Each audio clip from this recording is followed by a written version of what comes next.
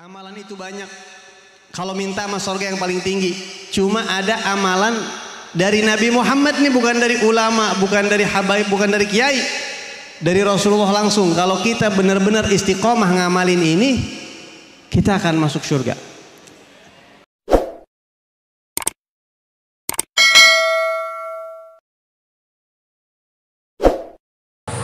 Assalamualaikum warahmatullahi wabarakatuh.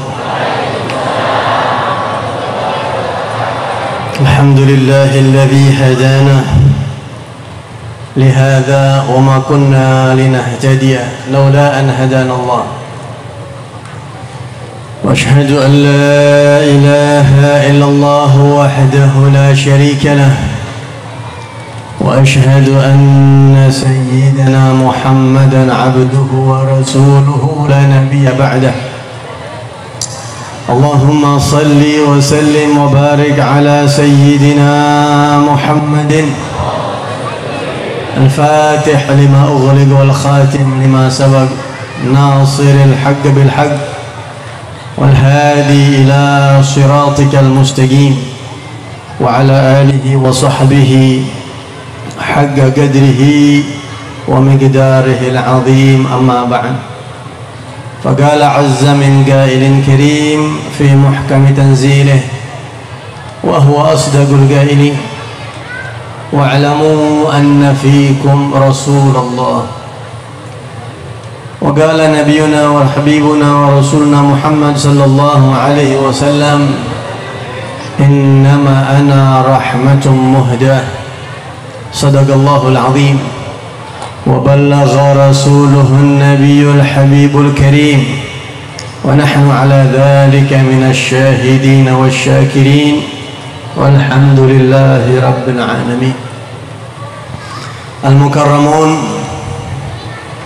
para tokoh masyarakat, para sadatul habab, khususan Mudirul Ma'had Darul Mukhlisin akhina fillah Al-Ustadz Iwan Zawawi, kita doain biar panjang umur, sehat afiat dalam taat kepada Allah dan Rasulnya, dan sabar, teguh, tabah, istiqomah mengayomi pondok pesantren ini insyaallah, dan dimudahkan semua urusannya insyaallah, amin. Para kiai yang lainnya yang mohon maaf saya tidak sebutkan satu persatu. Ketua MUI Depok, bapak-bapak, ibu-ibu, hadirin hadirat sekalian yang dilimpah, mudah-mudahan kita minta kepada Allah di acara yang baik ini, yang hadir di sini semuanya biar jadi ahli surga, hidupnya panjang umur, dan segala hajat-hajatnya digabulkan oleh Allah. Yang sakit biar Allah sembuhkan, yang punya hutang biar Allah lunasin. Banyak yang hutang kayaknya aminnya rada kencengan misalnya. Pokoknya kalau nggak aminnya rada kencengan juga kayaknya itu dia pisan itu. Dan sampai lupa saya mau doa. Banyak hutang biar lunasin sama Allah. Yang punya masalah, problem kehidupan biar Allah kasih jalan keluarnya. Dan mudah-mudahan Allah wafatkan kita dalam keadaan husnul khatimah dan masuk surga bersama Nabi Muhammad sallallahu alaihi wasallam, amin ya rabbal alamin. Bapak Ibu hadirin hadirat sekalian yang dirahmati Allah, Masya Allah, alhamdulillah, saya sebagai orang muslim, sebagai orang yang berusaha menunjukkan loyalitas kepada Allah dan Rasulnya, hari ini saya senang banget. Walaupun saya baru pertama kali ke sini, tapi saya senang ada pondok pesantren di sini. Oh banyak, alhamdulillah. Apalagi di sini pondok pesantrennya tahfidz. Apalagi di sini pondok pesantrennya saya dengar tadi dari dalam. Mudah-mudahan kita jadi orang yang cinta kepada keluarga Nabi, sahabat Nabi. Berarti ini pondok pesantren Ahlus Sunnah. Jangan main asal pondok pesantren aja, Bu. Nggak bisa asal-asalan pondok pesantren. Lihat dulu teliti dulu pengasuhnya siapa, ajarannya apa. Kalau kita lebih pintar lagi, kurikulumnya kita lihat dulu. Kitab apa yang dibaca di sini, kita masukin anak kita ke pondok pesantren. Wah, ini kagak main-main.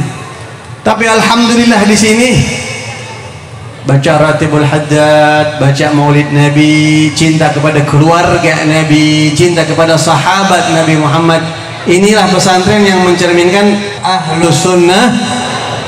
Nggak usah ragu udah kalau ini mah. Ya, ini pesantren di sini anak-anak ibu nggak usah ragu. Ini insya Allah aman, tenang kalau anak kita dipondokin di tempat yang seperti ini. Insya Alhamdulillah girang saya ketika ada orang yang bangun pondok pesantren dan dia ingin betul-betul mengkader umat Islam.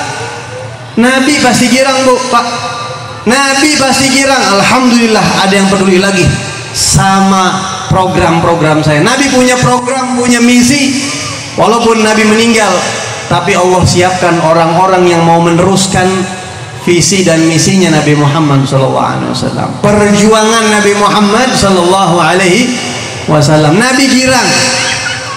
Dan ketika pondok pesantren yang lurus, yang istiqomah dibangun, ketika Nabi girang, pasti ada yang sedih. Ada yang sedih gak, Bu, kira-kira? Ada yang dongkol apa kagak kira-kira? Siapa yang dongkol? Setan. Pinter ibu-ibu tuh ya. Yang dongkol kalau ada orang bangun pondok pesantren, setan. Baik itu setan pala hitam ataupun setan makhluk halus. Dongkol dia kenapa? Wah, ini bisa banyak ngeruk orang ke sorga nih.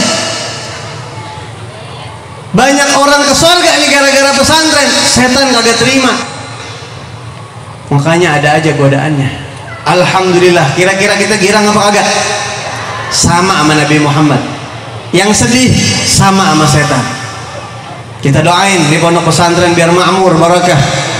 Allah keluarkan dari pondok pesantren ini pejuang-pejuang Islam yang bisa bikin bangga Nabi Muhammad sallallahu alaihi wasallam, insyaallah. Amin ya rabbal alamin. Bapak Ibu sekalian, tadi Ustaz Kiai Haji Amir Hamzah sudah menyampaikan begitu banyak nasihat buat kita yang pantas buat kita renungin, apalagi berdasarkan pengalaman beliau ngasuh pesantren. Apalagi beliau sudah cukup lama. Nah, pastinya banyak pengalaman yang bisa kita renungin, bawa pulang pikirin sama kita. Saya nggak banyak-banyak, cuma pengen ngasih oleh-oleh aja. Ini mas saya kan belum tentu kesini terus-terusan, jadi saya pengen ngasih oleh-oleh. Mudah-mudahan oleh-oleh ini manfaat buat Bapak Ibu hadirin sekalian. Apa oleh-olehnya? Amalan buat masuk surga. Pengen masuk surga apa kagak kira-kira? Pengen. Masuk surga itu gampang apa susah, Bu? Gampang apa susah, Bu? Udah sering nyoba, susah dia katanya.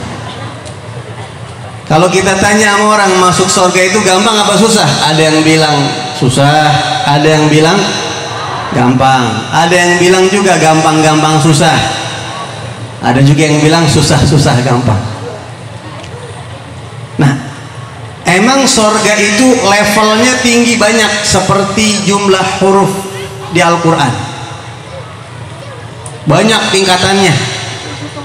Kalau kita minta sama Allah, kira-kira minta surga apa, Bu? Firdaus. Kalau buat minta mah jangan tanggung-tanggung.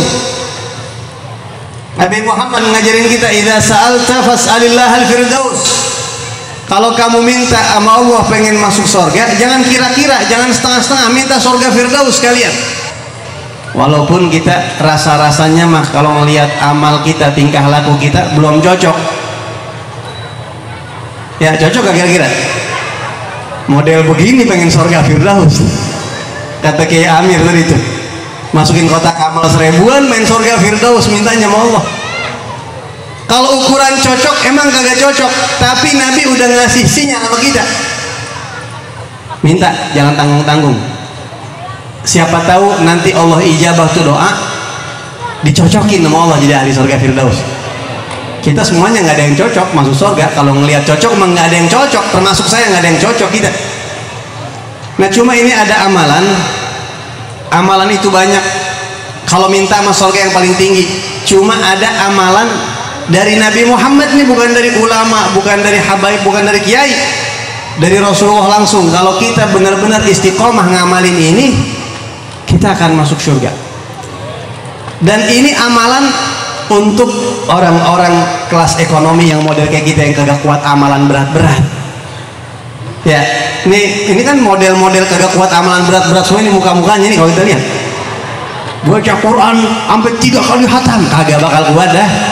Bulan puasa cuma 3 hari baca Quran. Kesononya udah kagak baca lagi tuh Quran kadang-kadang kita. Model-model begitu kita, bangsa duha, anggot-anggotan, tahajud kalau lagi mau doang. Begitu orang awam. Ya, begitu kira-kira.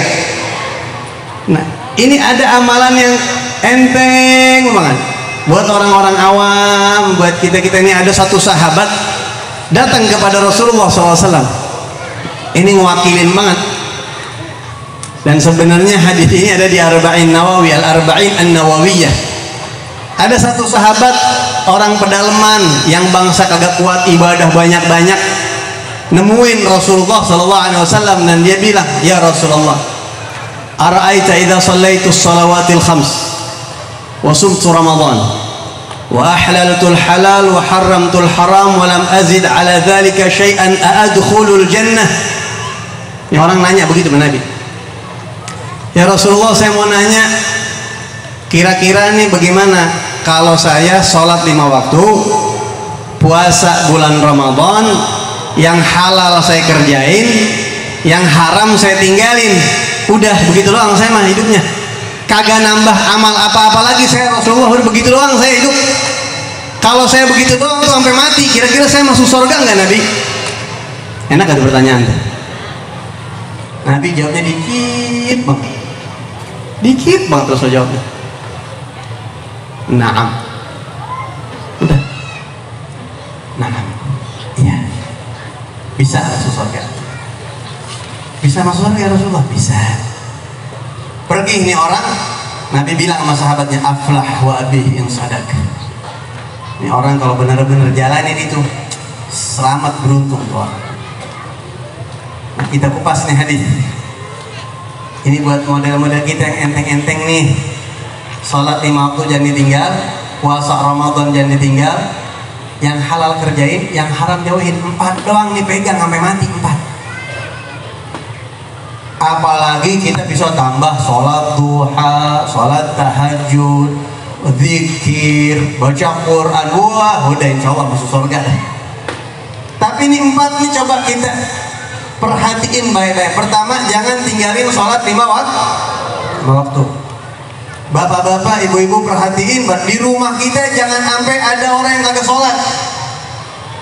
Bawa bala tuh Pak, bawa bencana ke rumah kita. Kalau di rumah ada yang kagak sholat, sekeluarga sholat semua, pembantu kita kagak, bawa sial ke rumah. Saya punya nenek, almarhumah Asy-Syarifah Aisyah binti Muhammad bin Abdul Muthalib Al-Attas. Nenek saya kecil diasuh sama beliau, saya dekat sama beliau. Kebetulan dia ustazah, suka ngisi majelis taklim kemana-mana. Saya masih kecil, belum mondok, itu belum ngerti apa-apa. Nenek saya kalau ada pembantu kagak sholat dikeluarin, pulang loh. Bol sial lo di sini, di rumah pulang ganti. Lo mau sholat ya? Kalau mau sholat terus di sini, berubah. Begitu. Sampai saya dari kecil belum ngerti ilmu, melihat orang kagak sholat durhaka banget kayaknya. Parah banget orang kalau sholat ya. Sampai begitu. Sampai digedor-gedor ke rumahnya, lu mau jadi iblis lu kagak sholat, begitu.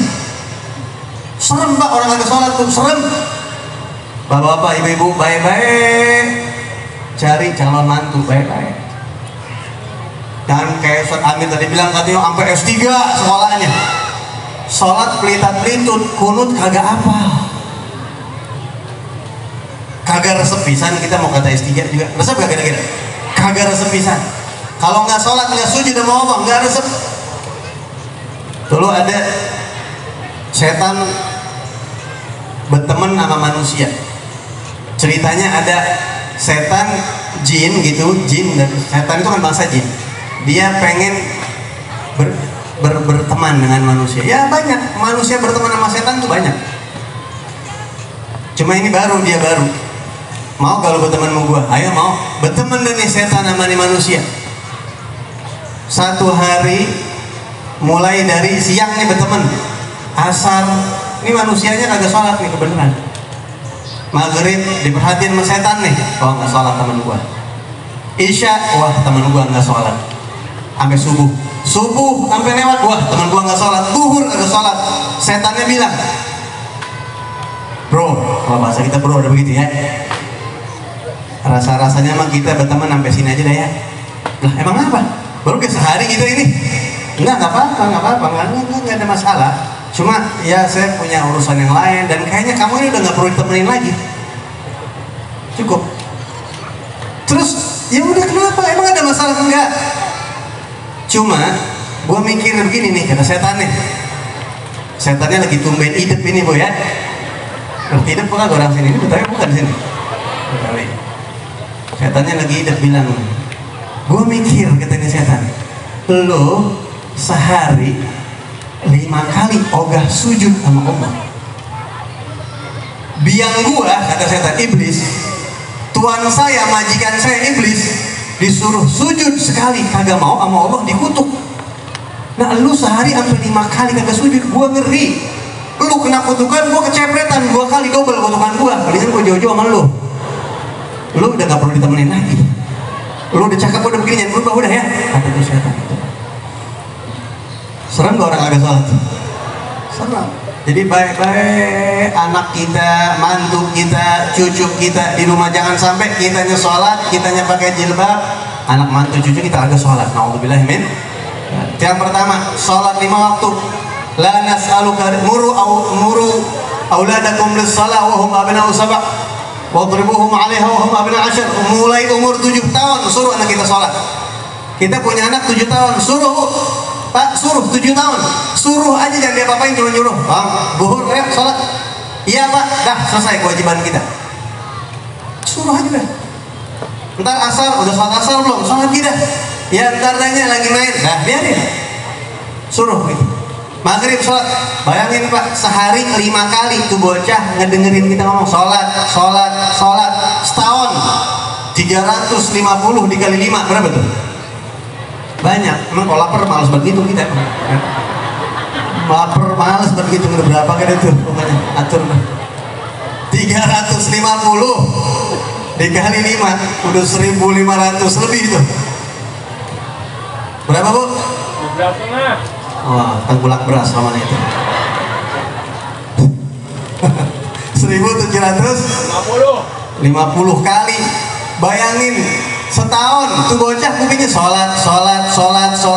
Dalam ilmu psikologi, dalam ilmu kejiwaan, orang 200 kali mengulang-ulang kata itu bakal nggak bisa lupa dia sampai mati. 200 kali cukup.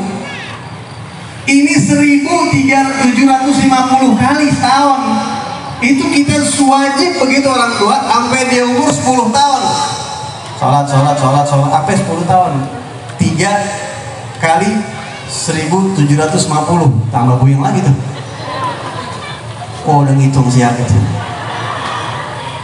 Nenek-nenek aja ngitung, Masya Allah kan? Pinteran dia sama kita segitu. Insya Allah kalau kita suruh dia dari umur 7 tahun kagak bakal dia nggak sholat insya Allah. 10 tahun dia masih nggak sholat juga. Tom, tadi sholat zuhur kan? Bapak suruh. Kagak Pak, sini pukul. Pakai siwak pukul dia. Gitu. Kok dipukul Pak? Lu udah 10 tahun. Kalau lu nggak sholat, gue wajib pukul lu. Kalau nggak, gue yang dipukul sama malaikat nanti hari kiamat di neraka. Ya, dah gitu deh tinggalin. Kalau dia punya hati, terbuka hatinya pasti. 3 tahun gue baru ini dipukul bapak gue nggak sholat. Nggak mungkin Pak, orang kalau ngejalanin perintah Nabi Muhammad nggak mungkin nggak kena tuh, nggak mungkin, pasti bahagia dia pasti. Terbuka hatinya, oh Allah, sampai segininya bapak saya nyuruh sholat. Begitu. Suruh itu 7 tahun sampai 10 tahun terus. Panjang tuh ngebahas sholat, panjang lagi ngebahas sholat. Ya. Yang kedua, puasa Ramadan. Udah ntar kalau bulan puasa tuh kita udah pasti bahas tuh tentang puasa Ramadan, nggak perlu dibahas dah. Kalau ada orang nggak puasa Ramadan udah parah. Kita nggak mau bahas itu di sini. Jadi puasa Ramadan sama sholat lima waktu tuh perhatiin banget, jangan sampai kagak. Yang ketiga sama yang keempat, ini penting nih. Yang halal saya kerjain, yang haram saya jauhin. Apa itu yang halal dan apa itu yang haram? Saya tanya, minjem duit kira-kira halal apa haram? Minjem duit halal apa haram, Bu? Tergantung. Ada pinjem duit yang halal, ada pinjem duit yang haram. Kalau pinjem duit yang haram, bangke, tahu bangke? Bank keliling. Ada yang doyan bangke di sini? Nggak ada ya, insya Allah. Kalau yang suka maulid mah nggak ada yang doyan bangke tuh. Kadang-kadang ngaji, hadir maulid kemana-mana, sholat, sama bangke doyan banget. Pinjam 1 juta, balikin 1.200.000. Ada yang begitu? Itu kagak bakal, ya Allah. Kata Nabi dalam hadis dalam Al-Quran, Allah berfirman, fa illam taf'alu fa'dhanu biharbin min Allah wa rasulih. Kalau kalian nggak mau berhenti tuh model kayak begitu, perang sama Allah dan Rasulnya. Perang sama Nabi. Lah bagaimana mau dapat syafaat Nabi? Nabi nantangin perang. Kalau bangke mah ngecek-ngecek tuh di kampung-kampung yang agak berasa, yang di bank-bank gede tuh. Pinjam berapa? Bunganya 0, sekian persen. Bunganya 1%, 2%. Nah, bangke sama. Na'udzubillah min. Minjem duit begitu, halal apa haram? Tapi kalau misal, contohnya, saya pinjam duit sama Ustadz Iwan Zawawi. Ustadz, anak kebetulan ada kebutuhan mendesak, Ustadz. Bisa gak minjem duit antum? Insya Allah sebulan anak ganti. Insya Allah sebulan anak ganti. Berapa Habib? Gak banyak, cuma 150 juta doang. Nah kan ini mah contoh, mumpung contoh gede sekalian. Ya, oh siap Habib. Ini mah kan nggak beneran. Mumpung kita bikin contoh hayalan nggak usah tanggung-tanggung. Siap Habib, siap, ada. Kasih 150. Syukur Ustaz ya. Sebulan insya Allah ganti. Ini ada kebutuhan mendesak. Subhanallah, Allah kasih rezeki 2 minggu, saya dapat rezeki, nggak disangka-sangka, saya datang ke Ustaz Iwan. Ustaz, alhamdulillah ini nggak nyampe sebulan Ustaz, alhamdulillah nih, anda mau bayar, ini utang anak sama antum 150 juta. Ya kan Habib, jazakumullah khair. Antum bener nih, udah, iya udah bener, udah, anda ada rezeki. Ayah khair. Terus anak mau kasih hadiah buat antum, karena antum sudah baik sama anak. Nggak usah jangan Habib, enggak, jangan tolak. Ini mah rezeki, nggak banyak, cuma 3,5 miliar. Mumpung ngehayal, ya, pondok jadi langsung tuh. Ngehayal ini, ngehayal. Nggak usah tanggung-tanggung, mumpung ngehayal. Habib ini banyak banget kan ngehayal, Ustaz. Nah, itu kira-kira halal apa haram? Sunnah. Khiyarukum ahsanukum goboan, kata Rasulullah. Orang yang paling baik di antara kalian yang kalau bayar utang rapi, bagus. Belum waktunya udah bayar, kadang-kadang pakai bawain hadiah. Besok-besok kalau begitu-begitu tuh orang Islam, bangke kagak laku. Bangke laku kenapa? Karena orang Islamnya nggak kayak begitu, nggak ngikutin hadis Nabi itu gitu. Ya. Halal apa kagak begitu? Halal, sunnah begitu. Jadi pinjam duit tergantung, ada yang halal, ada yang haram. Gitu ya. Nikah halal apa haram, Mbak, Bu?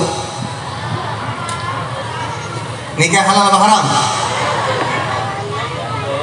Gue mendingan diem aja dah daripada salah jawab yang gue diem dah.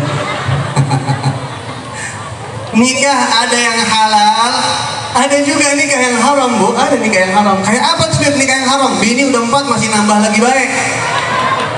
Misal contoh gitu ya, bini udah 4. Empat-empatnya masih aktif nih, belum dicerai, nambah lagi punya bini yang kelima. Nggak sah tuh nikah kayak begitu, jadi zina. Dan itu ada kayak begitu. Saya pernah ngeliat di TV One, ada seorang kiai begitu. Seorang kiai bininya 7 atau 9. Jelek banget mukanya. Kalau cakep maka lidah ya, kayak Ustadz Iwan masih mending. Cakep. Ini kayak udah tua, udah jelek, bininya sampai 7, udah ngelanggar agama. Emang kaya banget, jadi ya pulau aja dibeli sama dia. Pantesannya pada mau tuh perempuan, saya bilang. Masuk TV One, itu pernah. Haram itu kayak begitu. 4 dah habis, jatahnya slotnya cuma 4, nggak bisa lebih. Atau contoh lain nih, ada duda pengen nikah sama janda, tapi jandanya baru dicerai 10 hari, halal apa haram tuh? Haram. Kenapa? Idahnya habisin dulu. Orang sekarang tempo-tempo kagak ngerti idah pada kagak ngerti. Akhirnya main nikah aja, pada kagak jelas tuh nikahnya halal atau kagak, berantakan. Ya Allah, gitu tuh. Ya, jadi nikah ada yang halal, ada nikah yang haram. Pacaran halal apa haram?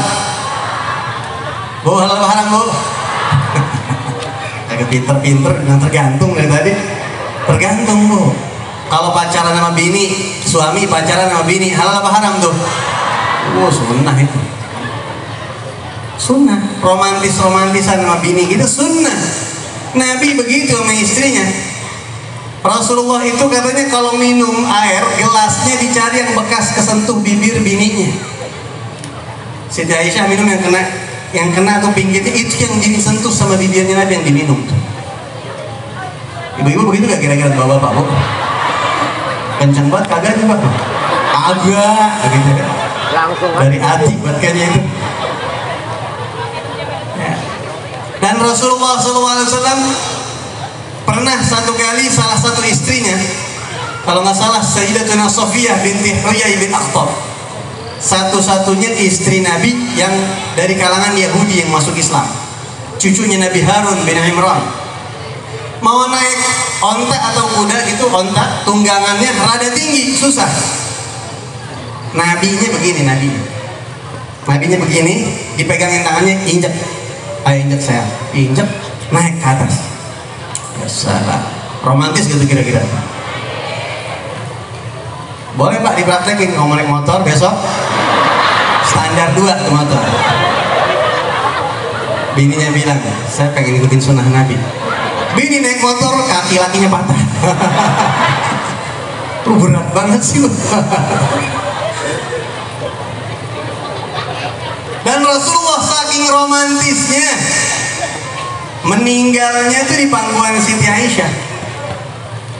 Yang namanya rebahan di pangkuan bini mana Nabi sering banget, di pangkuan Sayyidah Khadijah, di pangkuan Sayyidah Aisyah. Sampai meninggalnya Nabi waktu mau meninggal minta siwak, Nabi nunjuk siwak.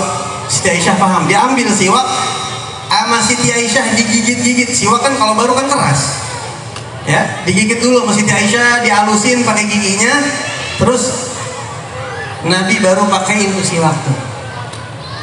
Sehingga Siti Aisyah mengatakan, saya punya kelebihan yang kagak dimilikin perempuan manapun sedunia, kata Siti Aisyah. Pertama, saya bini Nabi satu-satunya yang perawan, yang lain janda semua. Yang kedua, Nabi meninggal di pangkuan saya. Yang ketiga, terakhir yang masuk ke mulut Nabi adalah air liur saya, karena siwaknya saya beri kayak ini, saya halusin dulu. Nggak ada yang memiliki, perempuan manapun juga nggak punya kelebihan itu, cuma saya yang punya. Saking bangganya teman Nabi Muhammad SAW. Meninggalnya Rasulullah di pangkuan Siti Aisyah, Sayyidah Aisyah. Jadi sunnah. Nggak apa-apa, bapak-bapak, ibu-ibu misalnya, yang udah lama nggak pernah rebahan di pangkuan, rebahin Pak. Malu, sini duduk sini Mal. Ngapa malu, sini duduk. Kan rebahan. Kalau bininya ikut maulid, Masya Allah, sunnah Nabi ya Bang. Sekalian cariin kutu Bang ya. Kalau yang bininya kagak ngaji, lagu apa sih, aki-aki udah tua, kayak lagu banget begitu. Lagu apa sih, begini-begini kayak bocah aja. Itu kagak ngaji nih bini gini nih ya. Gak tahu lu, makanya kagak maulid tadi lu, kata laki gitu. Nah jadi halal sama haram itu luas Bapak Ibu sekalian. Kalau sholat 5 waktu dah ketahuan, pelajarin caranya, baca Fatihah yang benernya pelajarin, karena baca Fatihah juga nggak pada rapi. Baca Fatihah yang bener, cara niat, belajar sholat yang bener itu nyampe sebulan belajar sholat yang bener, wudhunya semuanya. Terus puasa bulan Ramadan yang rapi. Nah yang ketiga sama yang keempat, halal sama haram ini apa? Terlalu luas. Antum tidak akan paham apa itu halal, mana yang halal, mana yang haram, kecuali satu, duduk di majelis ilmu, deketin para ulama, jangan pisah sama ulama sampai mati. Kita butuh sama ulama.